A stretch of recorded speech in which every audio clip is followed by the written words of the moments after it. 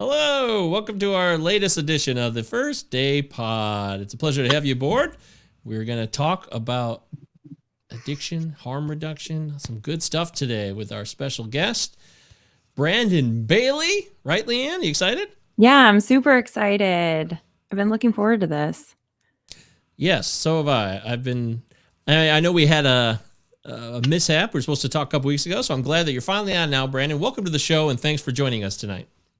Thanks for having me. It's a pleasure, sir. I'm really excited because I think there's a lot that you could enlighten us upon. And I mean, can you tell people basically what it is that you kind of do out in the community on a day-to-day basis?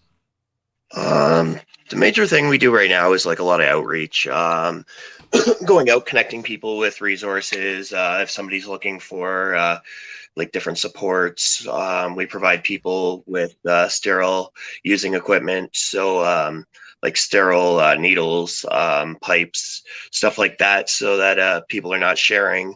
That way, where it's less transmission of STBBIs and less HIV and Hep C and stuff like that going around.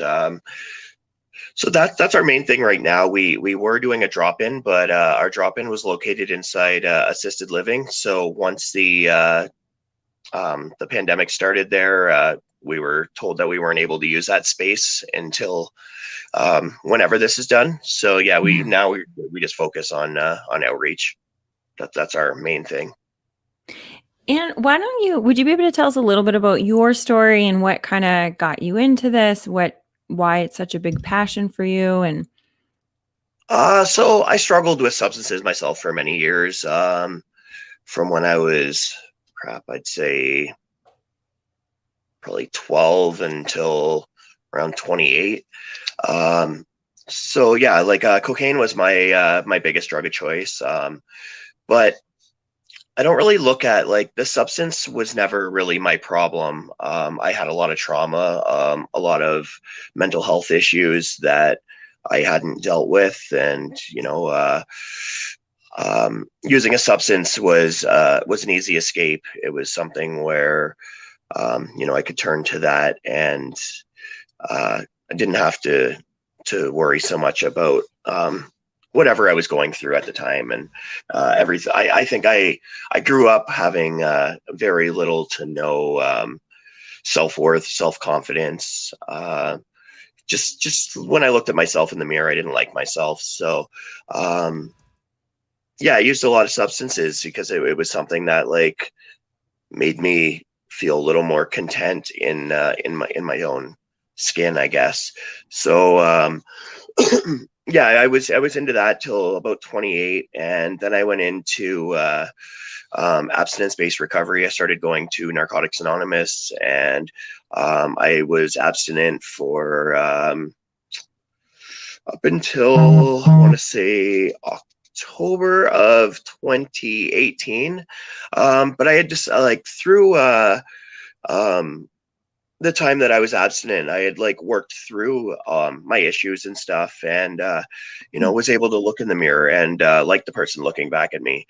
And yeah, through doing all the work and stuff, it just made me realize that even though my head kind of told me I was this terrible person, that I wasn't the person that my head told me I was.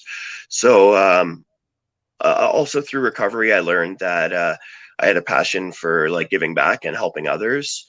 And so I feel like we're given these I don't even know if I want to call it a negative life experience, but we're given these life experiences to be able to share with others.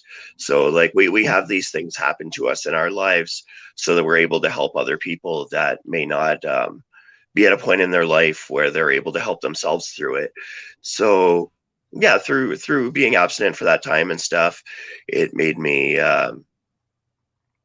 it made me, like the person that I was, and worked through a lot of the issues that I had and stuff.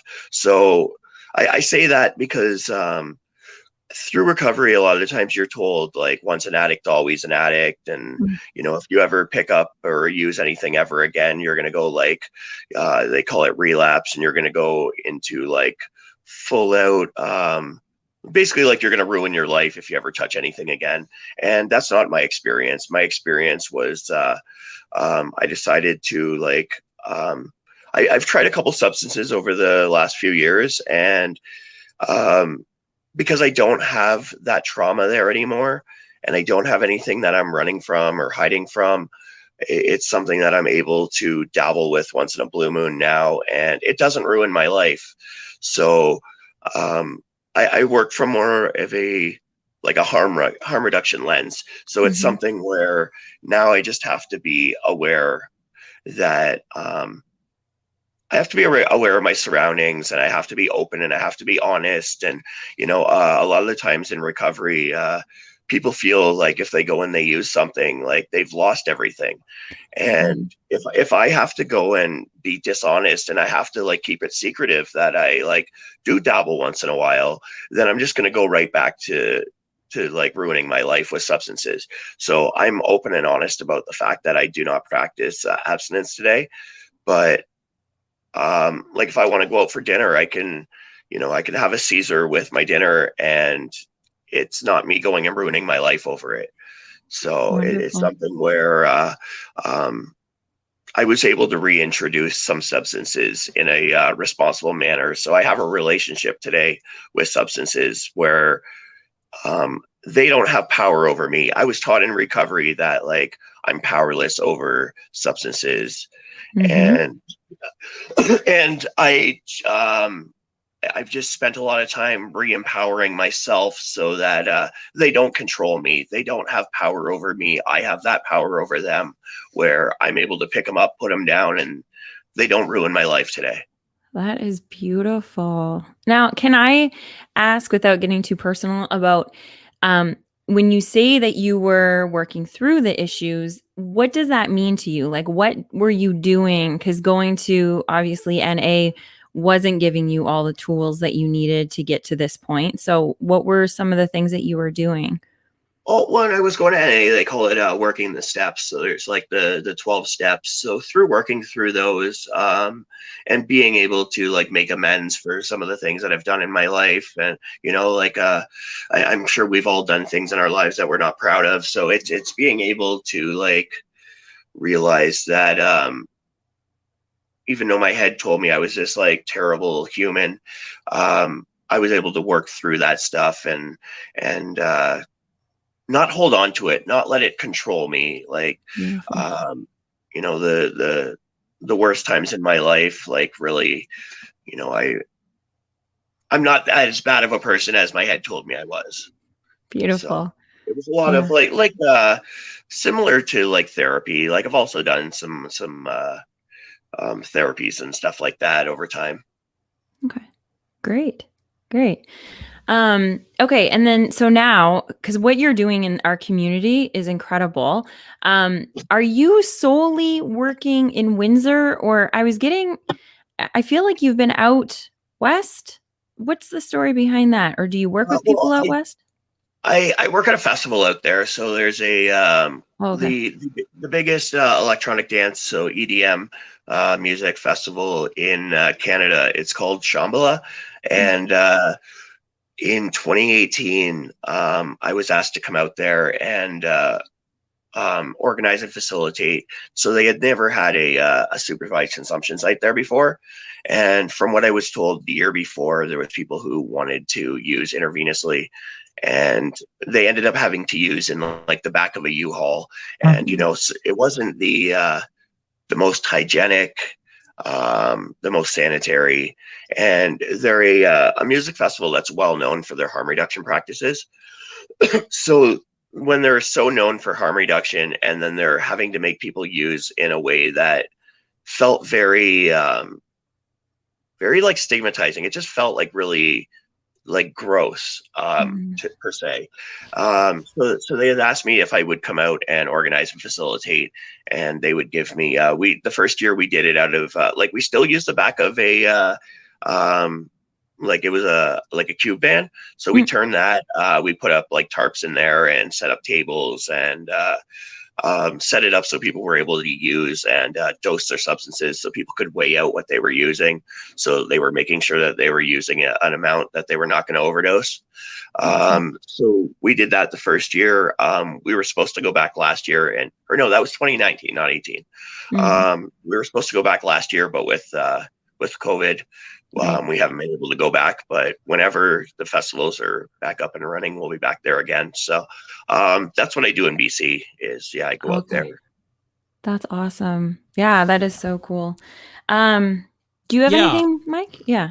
Yes, I have tons of things. Yeah, I would imagine. Yeah. You're being very active tonight. Look at you, Leanne. Take a charge.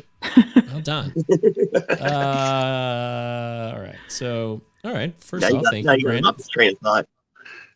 No, I know exactly. This is all part of me.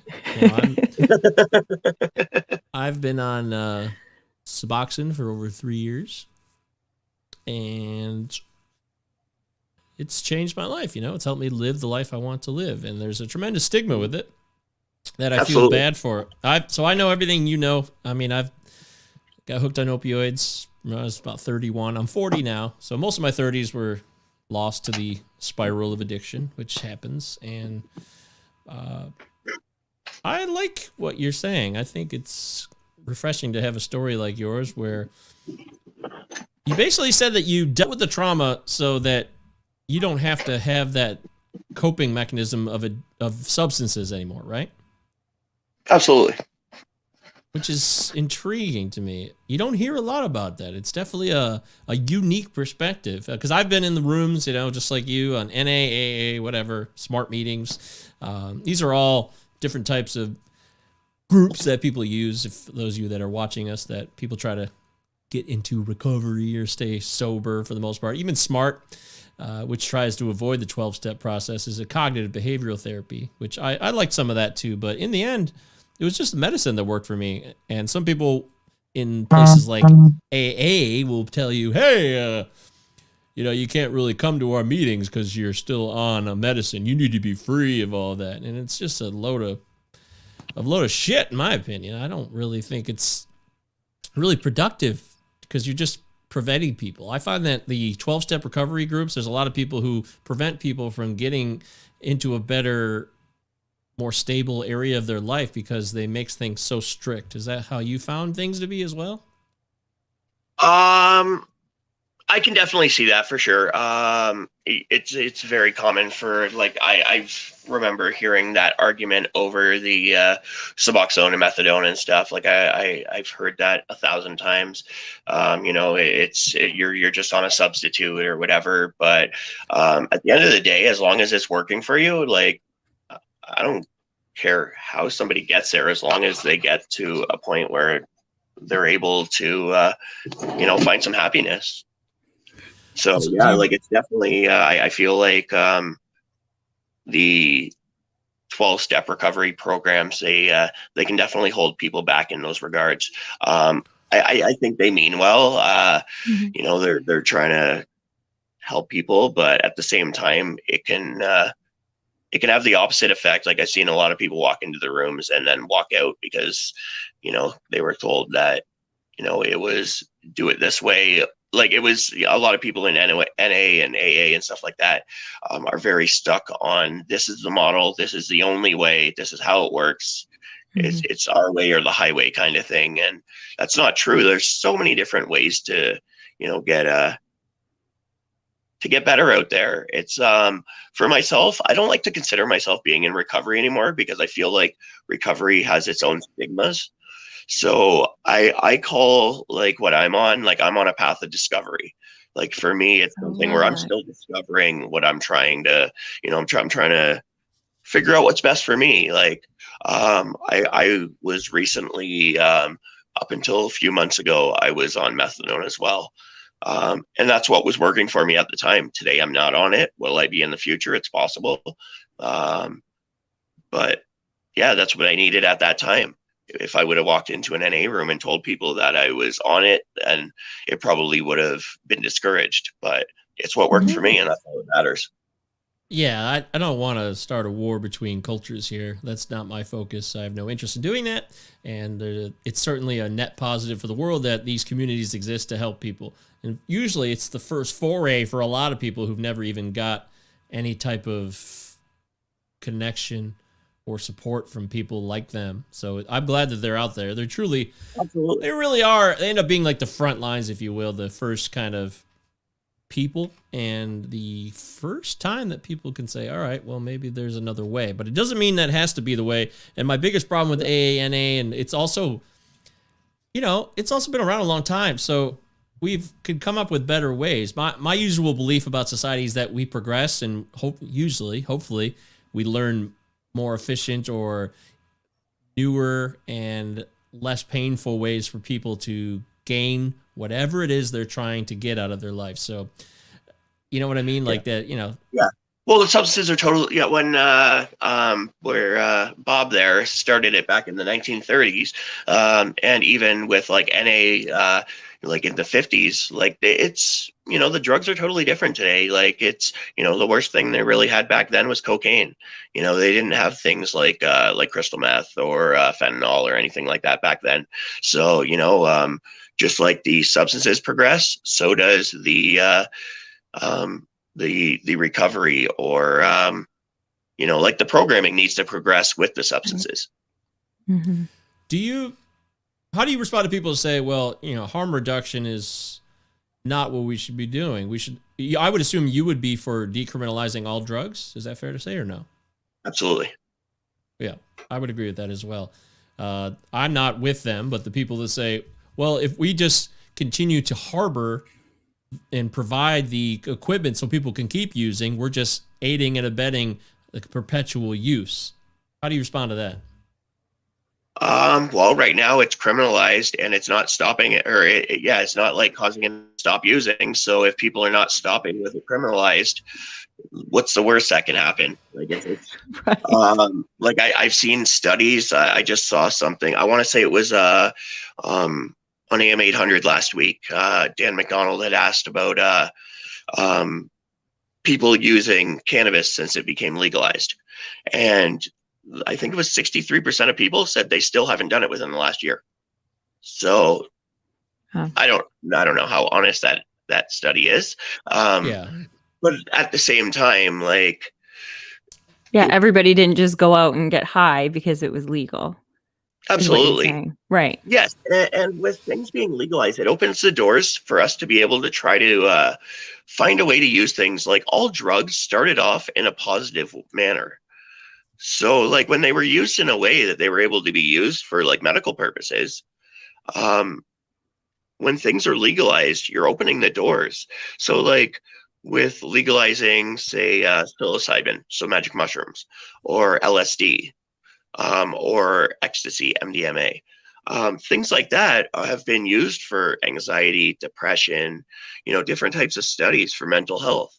So with legalizing things like that or decriminalizing, it opens the doors for studies to be able to be done on like their actual benefits.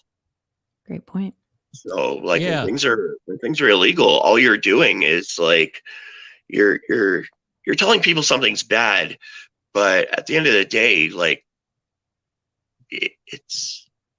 there's no grounds for why it's bad. Like the drug war has been known as being racist always. Mhm. So course. I'm sure that's a whole another episode. Yeah. Well, no, that's what's happening. The drug Mhm. war is racist, and it also tries to prevent the outgrowth of the people living in poverty, which also happens to be often people of minority cultures in the United States, and I would assume Canada as well. But Yeah, well, it's especially like you go out west and you see with people who are indigenous. It's you walk down East Hastings and it's predominantly like indigenous down there. So like just be like in Windsor, I know we don't have the indigenous population like they do in a lot of other areas. But yeah, you go out west. I've also spent some time living in Alberta back years ago, and they have a very very large indigenous population out there. So you really see it when you're in it. Mhm. Yeah, my brother came on. He's a professional counselor, licensed professional counselor. Also has experience with addiction, and he's working with people to try to start using psilocybin and MDMA as treatments for people in addiction, and that's a great thing. I I've think actually that's started. I've thought about that because I struggle with depression. So it's something where Mhm. I've recently been looking into possibly grabbing psilocybin just a microdose. I'm not trying to use it to get high or anything like that. I just it's supposed to flip that switch in your brain, and going to give it a shot and see where it goes. Nice. Nice. Now you have for the Windsor Overdose Prevention Society, you started that, right? Yes. Yeah. Okay. So what is what is that? How long has it been around? Who's using it? How's that Um, going? Well, I started it in it was August of 2018, and it was Okay. originally started just for the push to get a supervised consumption site, overdose prevention site. It's something where I think through going to like Narcotics Anonymous and stuff like that, I saw the benefit to like peer support. So like I do believe in like the medical models and doctors and professionals helping as well, but I feel like a big part of why we use substances is that lack of connection, that feeling like a disconnect from others. So I feel like a big part of it is being able to reconnect within our own community. So I started it to be able to push for a supervised consumption site within the area. I wasn't really sure what I was setting up when I first started. It was just there was the arguments in the media about us getting a site, and then there was really nobody doing anything, and it was a lot of lip service, a lot of talk, and I just got fed up hearing it, and I said, you know what, like if they're not going to do it, we'll do it, and I didn't realize the battle we were going to get into. So that's yeah, it's definitely was a lot bigger hurdle than I initially thought it was going to be. So it kind of started off as that. Um, we've tried opening up a site, but it's like barrier after barrier after barrier. If it's not a city official, it's the police. It's always someone or something causing some sort of issue. Like we could have a site open today if it wasn't like we've been emailing the Windsor police for about a year and a half, and they haven't responded to our emails. That's the only thing that stopped us from opening a site. We've been Wow. willing to open one and do it completely volunteer run, so without paychecks and stuff. But the Windsor police have not responded to our emails. Oh So if man. they just responded to our emails, our one thing that stopped us right now has been Health Canada wants us to have somewhere to, if anybody leaves any substances behind when they leave, they want us to have somewhere for those substances to go, somewhere for them to be disposed of. Right. So we had talked to the police and we tried to come up with a plan with them, but yeah, it's like pulling teeth to even get them to respond to an email. Wow. So if Like anybody out if they there, would yeah. respond and say yes, you could drop it off here at the end of the night, or you could keep it overnight and bring it to us the next day when we're open, because they're only open until I believe it's like 7 p.m. now or something. Oh, So if okay. they just told us that we could bring it there the next day, and uh, we wouldn't be arrested if we're driving around with substances in our vehicle, Right. then we would already have it open. But like I said, they don't respond to our emails. Okay, so we don't have like a huge following, but if anybody is out there right now in the Windsor, Essex area, and you have a connection to the Windsor police that you think you'd be able to talk to somebody that knows somebody that could potentially help these guys out, please contact Brandon. Brandon, how do they get a hold of you? There's Facebook, it's Brandon Bailey. My phone number is 226-246-5026. Email is overdosepreventionwindsor@gmail.com. Great. Yeah, those are some pretty easy ways. Great. We'll put them in the description, right, Mike? We can do that on the Yes, episode. absolutely. We will totally do that. Yeah, that's really important. I didn't realize that like you wouldn't think that that would be what was stopping you. Like, that's Yeah. blowing my mind that that's the issue, you know? Yep. I thought it was going to be more of finding the people to be able to do this and keep it, keep it running or something, logistics or something, not that. So, okay. And then And another never. thing is also like trying to get a building. Like it's Mhm. trying to get somebody to say yes, you could use our building, or like even when we've looked at rentals and stuff, as soon as we like tell them who we are, we don't think our neighbors would be okay with that, or just it's hard to find people that are accepting of it. And you try to educate, like a lot of people, they're like, oh, you're giving people drugs. It's like, no, we're not. Like, I'm 100% in support of safe supply. So Mhm. like I would love for us to be able to give people a safe, regulated supply of their substance of choice. So they're Mhm. not having to go and pick up substances on the street that are contaminated with God knows what. Mhm. But that's not what we do as of yet. So it's like, no, we don't do that. So there's a lot Mhm. of misinformation out there about really what we do, or even what a site does. And what exactly, Yes. so what is the site? So what are they going to be doing? Let's say you got a place. Let's say somebody said right now, they know the chief of police. And so he was like, hey, you know what? I love what you guys are doing. We're going to do this tomorrow. And somebody was like, you know what? You can rent my place. So let's say it all opens up. What would ideally be happening there? Because I think if we just talk about it, it'll get rid of all this. So what would be Like what happening there? exactly? Like what are you asking? Like what happens in a site? Yeah. Yeah. So it's basically like you're just supervising. So instead of somebody like getting their drugs and going and using alone in like an alleyway, or on your children's school grounds, or um, go back to their apartment and using alone, or who knows where. They go to a location where there would be like peers, as well as medical staff that are on duty, and you're there just to watch over people and make sure that they're safe. So people are able to use with supervision.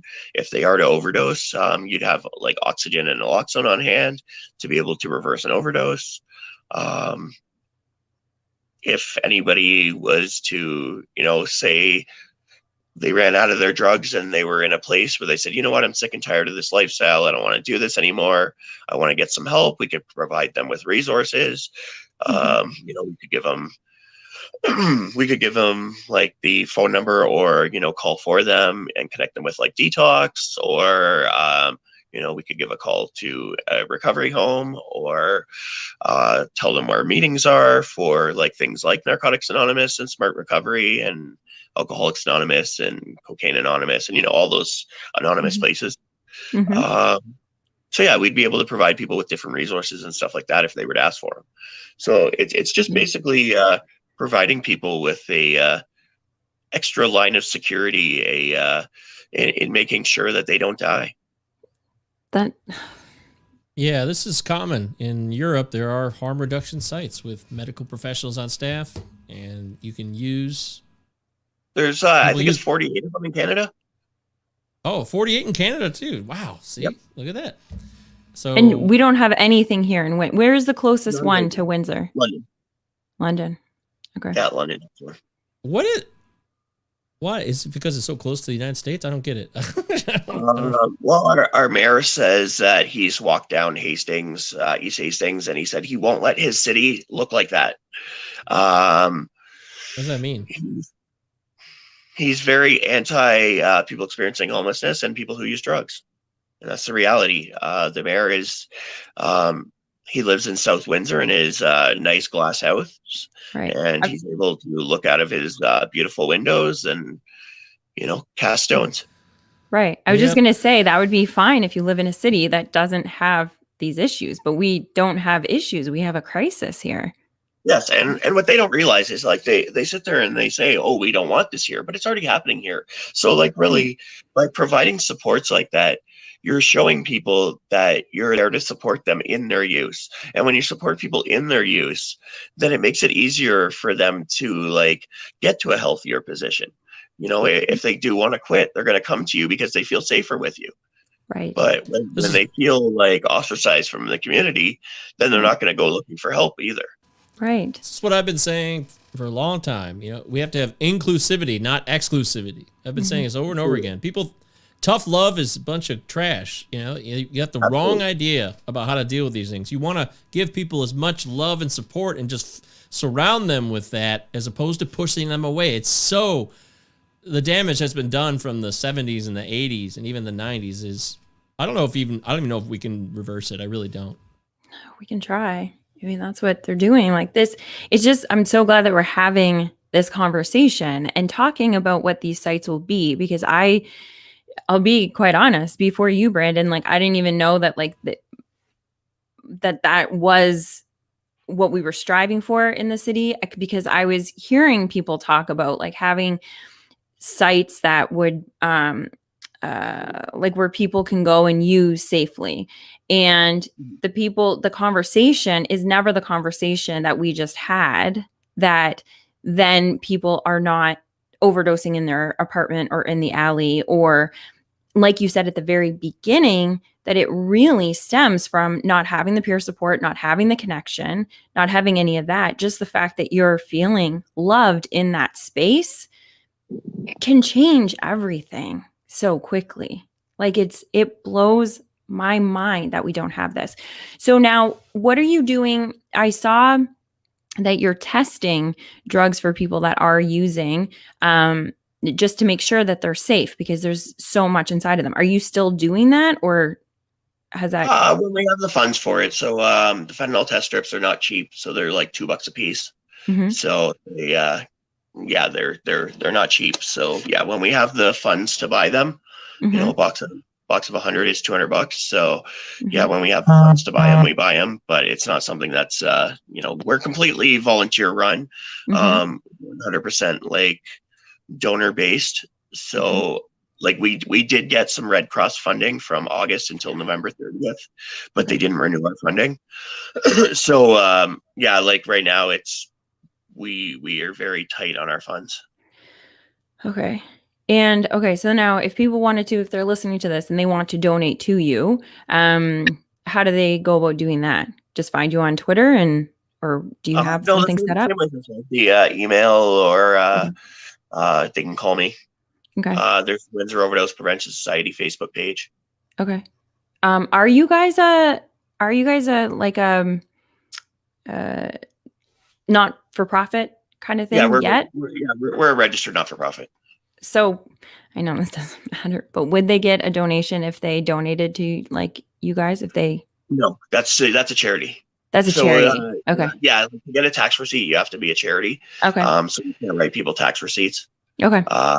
We were looking to become a charity at one point, but with the funding that we had received, it was for not-for-profits. So we had to halt that, because if we would have kept going forward with becoming a charity, it would have canceled out our funding. Okay.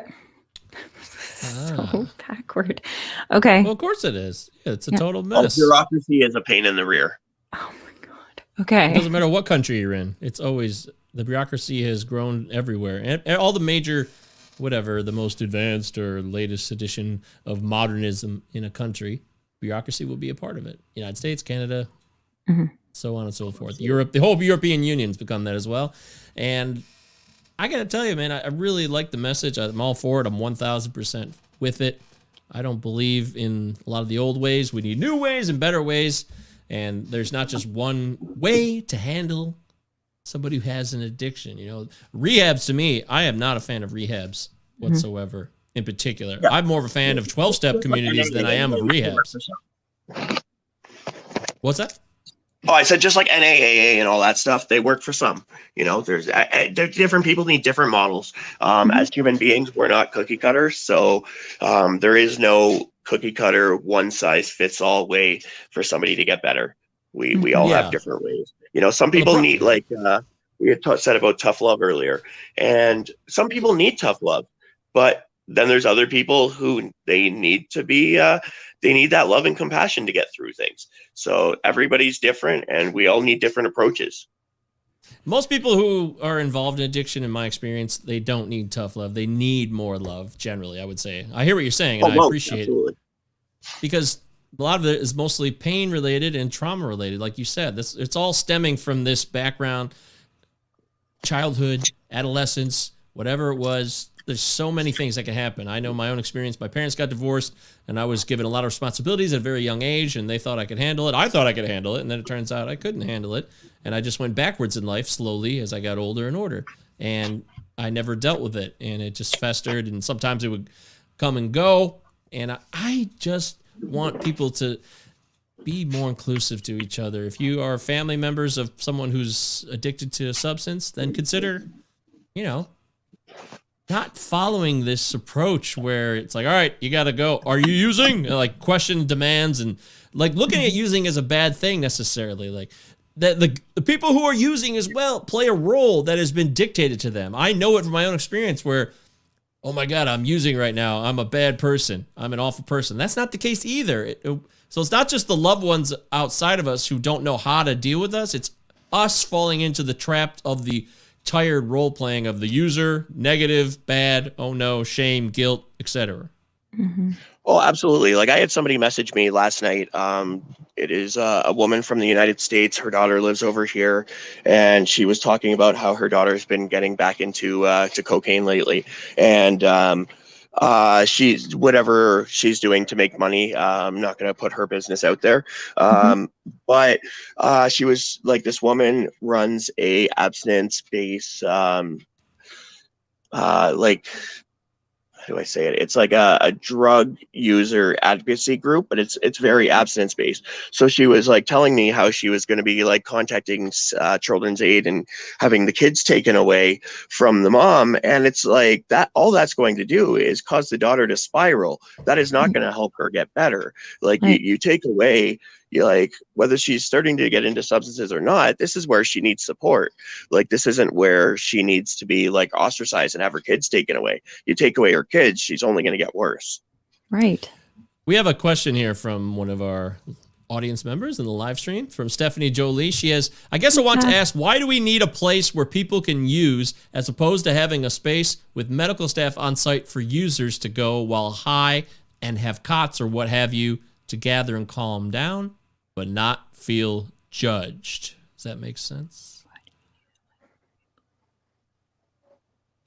Oh, so she's saying after they've used, somewhere to go and get, like, have a safe place after. So not using inside of the building.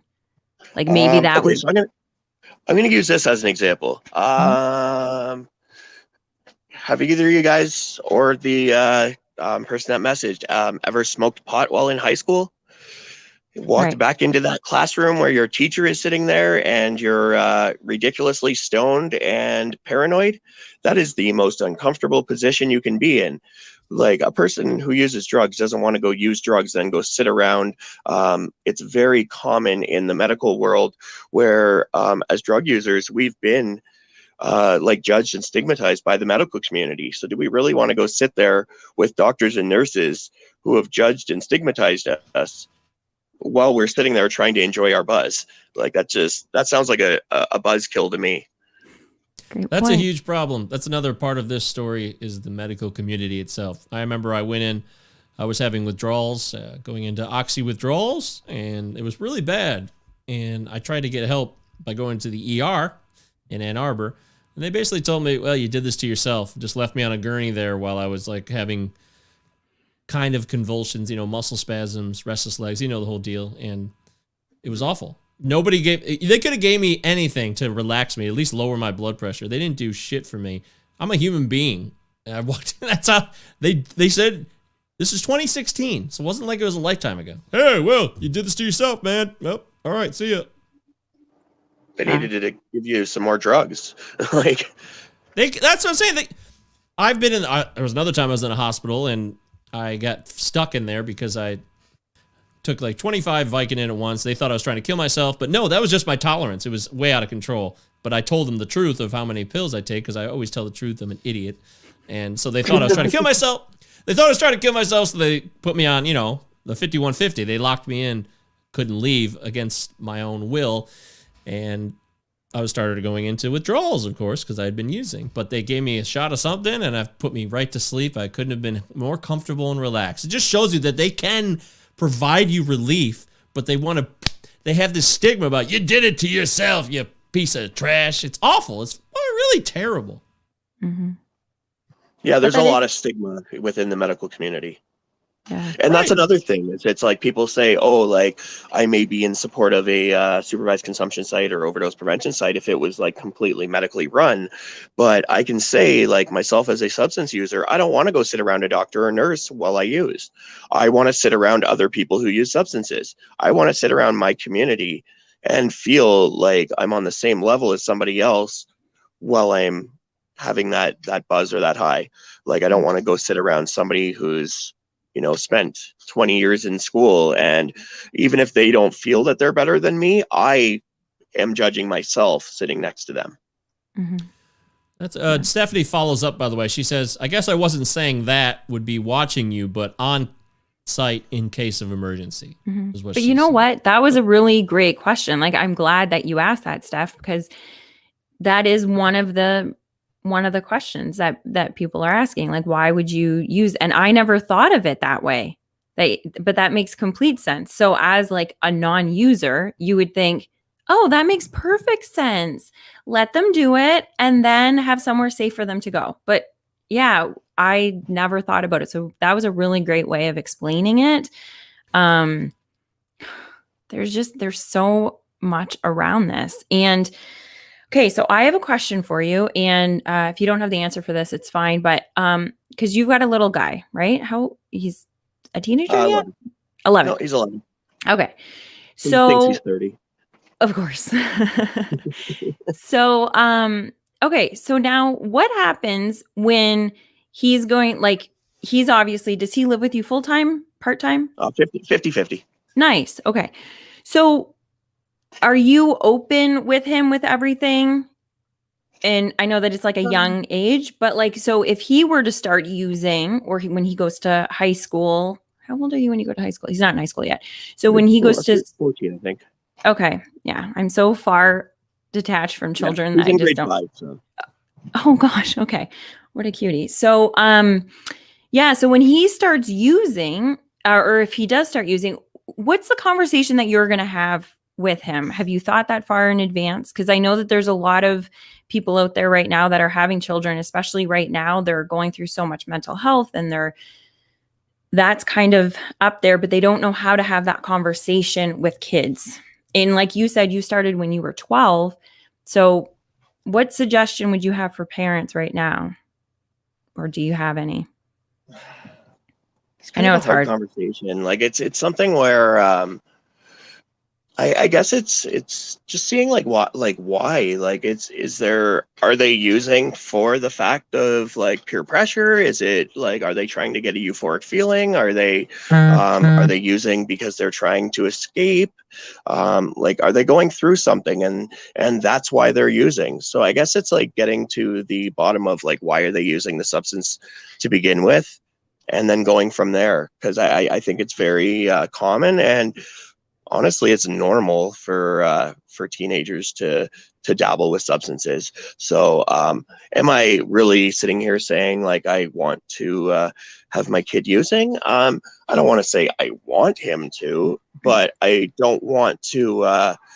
Like, I'm not going to close the doors to the conversations around it. Like, if he's going to use, like, I want him to know that he can come to me and be honest about it. I'd rather him know that he can come to me and we can have the conversation around it, and like, how can we have you be as safe as possible while you're using, if you're going to use? Yeah. Awesome. Yeah. Each parent's different too, and they have their I own think a safety standards. plan's huge. Yeah, What's a that? safety plan for everything is huge. Whether it's for addiction or suicide, there's a lot of things that you need a safety plan for, in mental health in particular. I would completely agree with that. We have another question from Josh. It says, would you agree that many times the medical community can make someone want to use more? Like stress them out maybe more? Is that what he's getting at? I mean, I'm that's not really sure possible. what that's asking. Yeah, I guess he's going back to your point where you were saying like Yeah. people don't want to be around the medical community if they're using anyways. So I'm not sure if he's saying that some reason the medical professionals would make you feel uneasy or something. I'm not sure. I can't really. Like, I guess think can't- anything that anything that causes like disease or discomfort is going to cause people to want to use to cover up that feeling, I guess. Would you agree that keeping an open dialogue with kids and feel more comfortable? Yeah, I think he would agree with that, Josh, as well. Absolutely. I gotta say, Brandon, there's this article that came out last week in the New York Post for this professor at Columbia University, a very distinguished university, 54-year-old guy, and he says, "Yeah, I use heroin." Yeah, Carl Hurt. Yeah, I've met him. He's amazing. Oh, you've met him? Yeah. Okay, well, go ahead. Tell us about it then. Well, in that article, he was just talking about how he is a regular recreational heroin user. And I think he's trying to break that stigma that you can be a recreational user, because people think if you're using opiate or if you're using something like crystal meth, then you have to be this quote unquote addict, or like you have to have a substance use disorder. And that's not the truth. I myself use like I have ADD and ADHD, so I have to take like Vyvanse, and really it's only a few components off from being like a form of meth. So, like that is a safe, regulated version, but that doesn't cause, like, I don't have a problem. I'm just using my pills as directed. So, not even that. Like, how many people are out there right now, just in the city of Windsor, that use on a daily basis, like just on a recreational basis, that like we'll never know those numbers of how many people are just using, So then there's this stigma, like where do you get to the point that it becomes like it's an issue to use? Because the same people, I would imagine that the same people that are saying we shouldn't have these sites, we shouldn't be doing these things, it's awful, are still using something in their, on their weekends or on whatever, but they're like functional, so they're okay. That same person that is anti a supervised consumption site is going to go sit in a bar and drink alcohol, which is a supervised consumption site for booze. So great point. Yeah, it's always been that way. Alcohol has been sanctioned. For some reason, everything else wasn't. And it's just all political. That's all. Because alcohol is like made for white people. Yeah. Well, that's interesting. Yeah, I guess I hadn't thought about it like that. I know plenty of people who drink and have had major problems with alcohol from all backgrounds, but I get the point. I know what you mean. That's why it was repealed in the United States back in 1933 when it was prohibited, because white people were just doing whatever they wanted anyways, and white people got pissed. I would agree with that for sure. Man, this has been really interesting, Brandon. I'm so glad that we were able to get you on, and I think it'd be great if you could maybe kind of be a regular once in a while, kind of check in with us and give us updates from the community so that we can continue to push this agenda forward, which is not an agenda that should be dismissed by anybody. Don't assume you know everything. Don't assume that you learned it all. Even if you're older than me or older than any of us here, you don't know what you don't know. And don't assume that your government or other institutions have given you the proper information about all of this. Isn't that fair to say, Brandon? Absolutely. A lot of the things that I've learned have been in the past 3 years. Like, it's even being in the recovery community and thinking I knew everything about substance use. I knew a lot about things coming from a abstinence-based background, but it's only been like the last 3 or so years that I've really dove into to harm reduction. So, and that's like a whole nother spectrum that I didn't even know existed. Yeah, the only problem I foresee here is the fact that these drugs are technically illegal, and that's just the main problem. If we can get rid of that barrier, then we can really start building up these harm reduction sites where they should be in the first place. And I'm talking also from the United States point of view, which they don't exist, essentially. I lived in Philadelphia for about 6 months in 2019, and there's this huge battle going on. There's this place in Philadelphia that is just... What's that? Safe House. Yeah, there's an area called Kensington in Philadelphia. They were trying to start a safe house, and the mayor was, again, doing the same type of thing. It's a bigger city than Windsor, but it's the same story. And it's so frustrating to see that people just don't understand. And they don't even care about it in their own lives. That's the other part too, is so much of society, so much of us walking around doing our own things in our lives while having these opinions about things we know very little about. So that's why it's important that you listen to our podcast. I'm talking to everybody out there. Listen to what you hear. Listen to people who are out there every day, like Brandon. He knows what he's talking about. He's living it. He's experiencing it through others and his own eyes. So it's so valuable. And I really want to thank you for giving us your time, man. I really do. Yeah.